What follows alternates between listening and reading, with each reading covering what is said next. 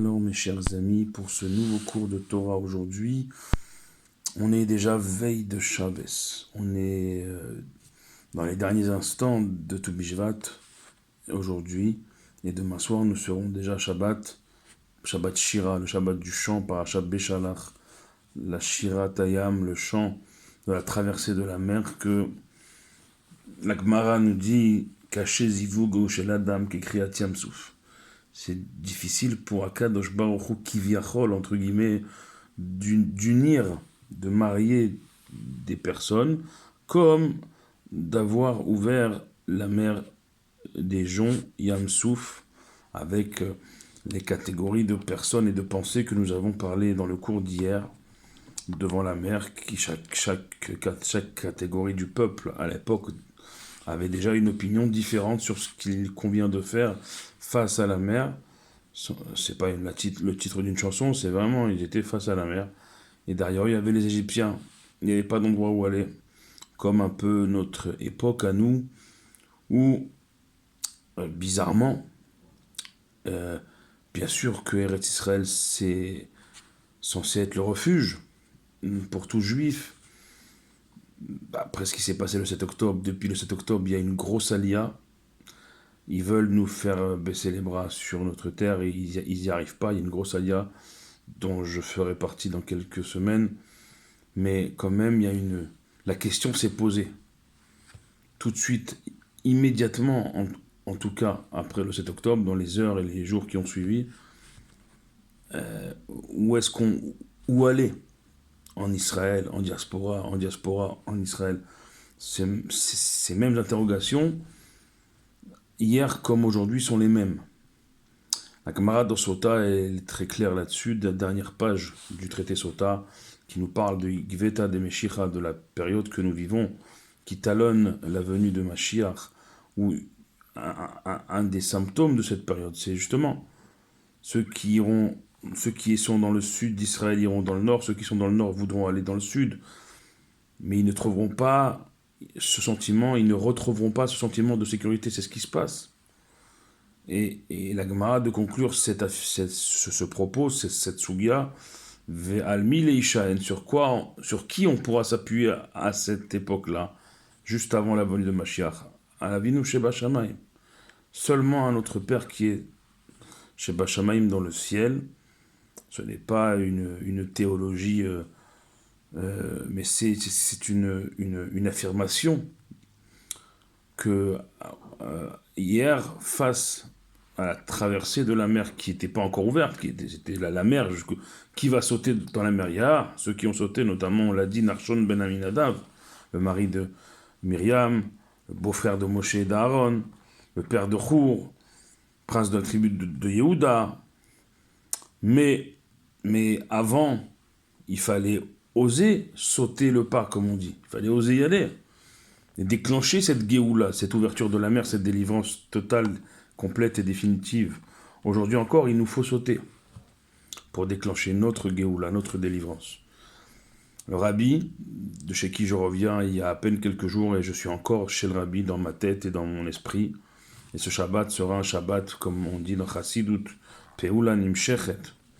Le premier Shabbat après d'être allé chez le rabbi, l'action se poursuit et on offre un Fabregen et on raconte surtout, on partage ce qu'on a vécu chez le rabbi.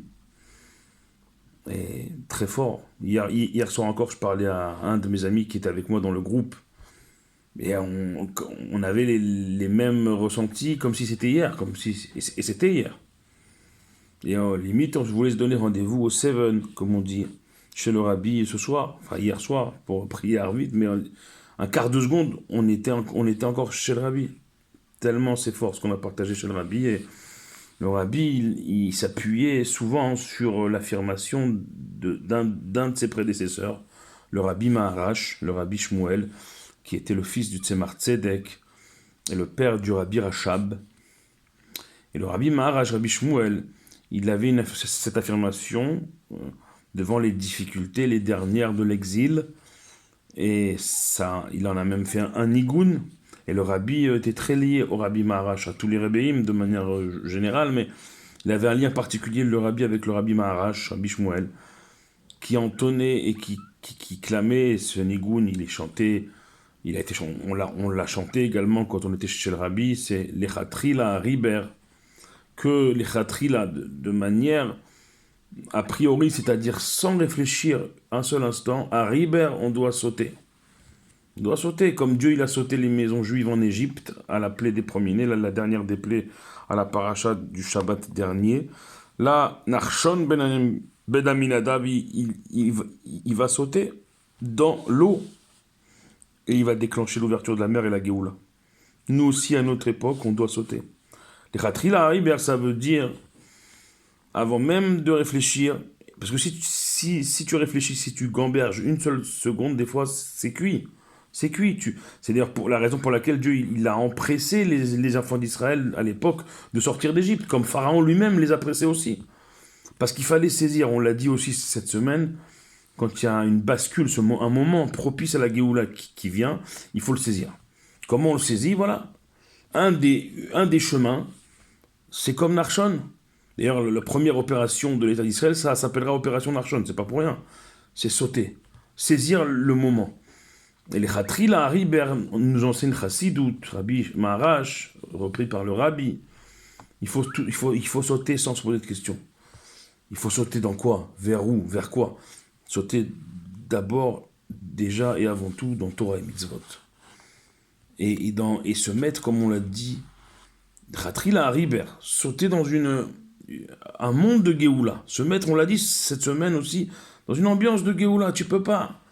Encore une fois, accéder à la lumière du jour si tu as été en prison dans l'obscurité pendant un long moment. Tu dois